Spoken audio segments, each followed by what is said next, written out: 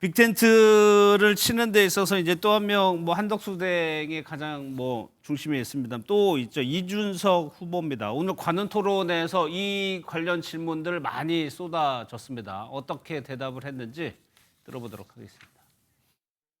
제가 만들고 싶은 빅텐트가 있다면 안철수 의원님이 보여주시는 융합적 사고, 홍준표 시장님의 경험과 추진력, 그리고 오세훈 시장님의 화합과 소통 능력이 함께하는 빅텐트를 만들고 싶습니다. 한덕수 총리님 같이 관료로서 성공하셨지만은 정치적인 행보는 처음이신 분, 정치인으로 전환한 뒤에 상대 정당의 승리만 안겨주고 있는 한동훈 후보, 이런 경우에는 저는 정치화가 덜 됐다 또는 정치화의 가능성이 없다라 보기 때문에 굉장한 거리감을 느낍니다.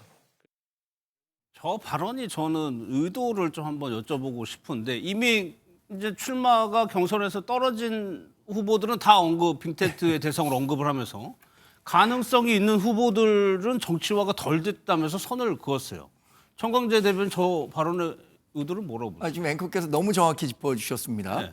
지금 3명 꼽은 분이 안철수, 홍준표, 오세훈인데 안철수 후보, 홍준표 후보는 다 경선에서 탈락했고 예. 오세훈 서울시장은 경선에 참여하지 않았습니다. 그러니까 이번 대선에서 최종 후보가 될 가능성이 0%인 없는 사람들이죠. 사람들. 예. 이 사람들은 자기가 포용하겠지만 지금 단일화가 이루어진다면 최종 본선 후보와 이루어질 텐데 그 가능성들에 대한 자꾸 그러니까 이준석 후보도 결국에는 그 빅텐트 안에 들어올 것 아니냐라는 관측들이 나오니까 그러한 부분들을 잘라내기 위해서 그러니까 본인의 완주 의사를 계속해서 강조하기 위해서 세 사람과는 빅텐트가 가능하지만 다른 사람 그러니까 최종 후보가 될 사람들과의 가능성은 완전히 닫아뒀다라는 예. 선언적 의미를 했다고 생각하는데 그러나 몇 차례 말씀드린 것처럼 우리 후보가 확정돼서 1대1 구도가 됐을 때 예. 그리고 중도 보수 후보가 합쳤을 때 이재명 후보와 충분히 경쟁력이 있다라고 한다면 분명히 단일화 논의는 가속도가 붙을 겁니다. 그렇겠죠. 그렇지 않을 경우에는 예. 계속해서 완주하겠다는 뜻을 나타내겠죠. 박 의원께서도 비슷한 분석이신지 모르겠는데 만약 비슷하다면 하나 더 여쭤보고 싶은 게 정치화라는 표현을 썼거든요. 덜 됐다. 이거는 어떤 맥락입니까? 뭐 쉽게 얘기하면 정치적으로 준비가 덜 됐다 이 네. 얘기를 하는 거죠. 그래서 이준석 이 의원 같은 경우에는 지금 초선이긴 하지만 네. 정치 경험은 길고 당 대표까지 했고 최고위원도 여러 번 했고, 그러니까 본인이 내세울 만한 정치 경험이 있는 거죠. 그런데다가 선거에서도 확실한 레코드가 있습니다. 예. 그에 비해서 한동훈 이 후보 같은 경우에는 당 대표를 하긴 했지만 총선에서 패배했고 당대표직마저도 어쨌든 밀려나듯이 나왔고, 그리고 그 이전에는 뭐 법무부 장관 검사 이 경력밖에 없으니까 정치 경험이나 준비 정도에 있어 비교가 안 된다. 뭐 한덕수 총리는 말할 것도 없고요. 그런 차원에서 정치화가 덜 됐다. 저분들은 대선에 나올 만큼 정치적으로 준비가 덜 됐다는 얘기를 그렇게 표현한 게 아닌가 싶고요.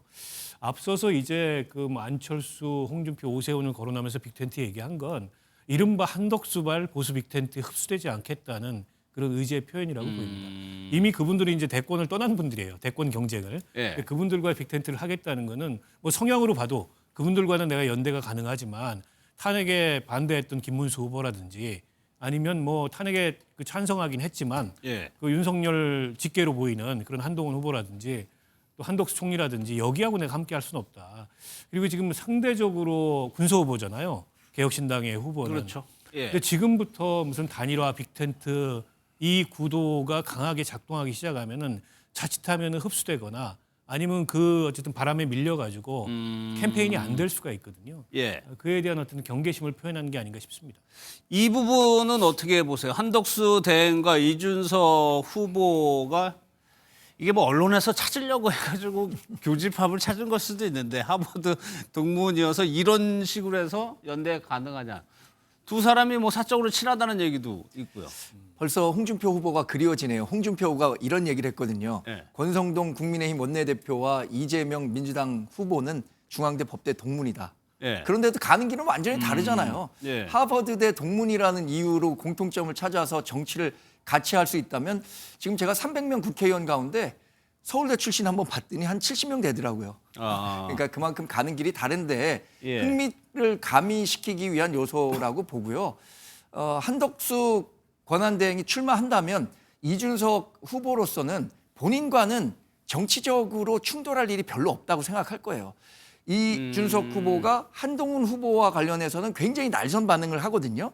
그것은 앞으로 보수 정치 진영 내에서 20, 30년간 한동훈 후보와 경쟁할 수도 있다라고 생각하기 때문에 예. 한동훈 후보에 대해서는 절대 후한 평가를 하기 어려울 겁니다. 그러나 한덕수 권한대행 같은 경우에는 이번에 만약에 대선에 나온다고 하더라도 다시 정치를 오랜 기간 하면서 본인과 경쟁할 부분은 없기 때문에 좀 더 후한 평가를 해줄 수 있고 협력 관계를 모색할 수 있겠죠. 예. 이게 다 정치적 이해관계가 맞아 떨어지기 때문에 이런 얘기들이 나오는 거겠죠. 예.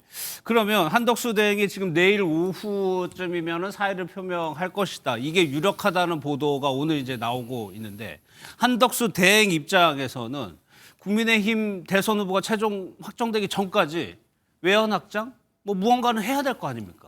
그런 차원에서 접촉을 시도했을 수는 있을 것 같거든요.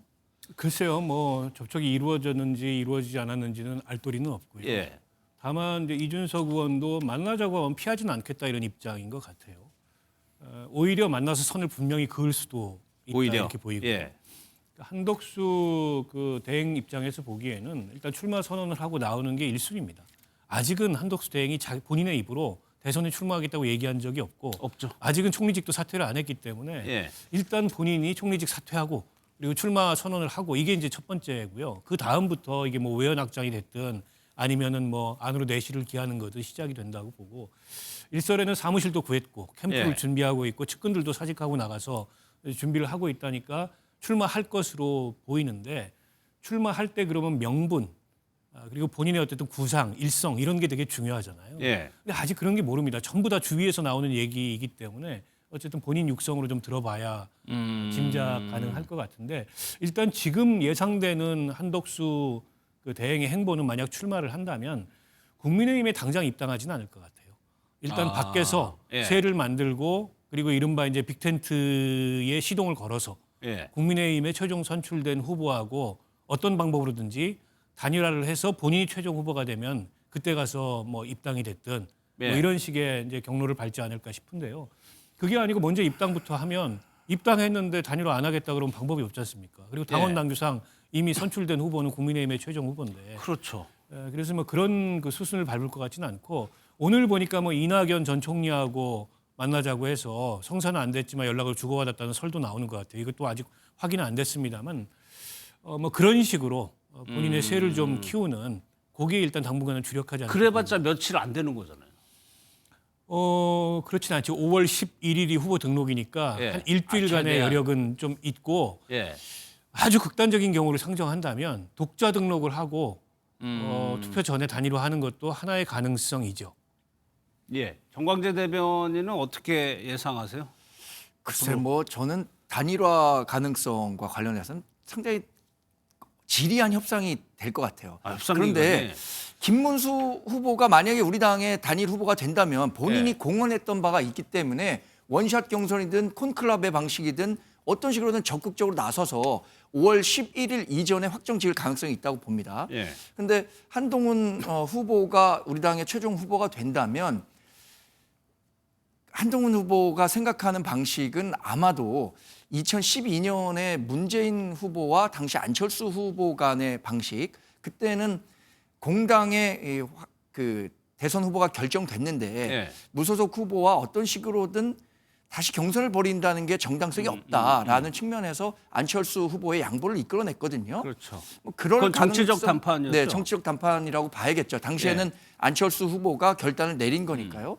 그럴 가능성이 크다고 저는 개인적으로 예상해 봅니다. 그러나 우리 당은 어쨌든 단일화 관련한 것이 정권 재창출에 도움이 된다면 분명히 적극적으로 임해야 한다는 입장을 갖고 있죠. 우리 당 입장에서는. 알겠습니다. 내일 오후 3시에요. 이재명 민주당 후보의 선거법, 공직선거법 대법에서 선고를 한다고 했습니다. 저희가 이 내용도 내일 생중계로 해서 어떤 결과가 나오는지 전달해 드리도록 하겠습니다.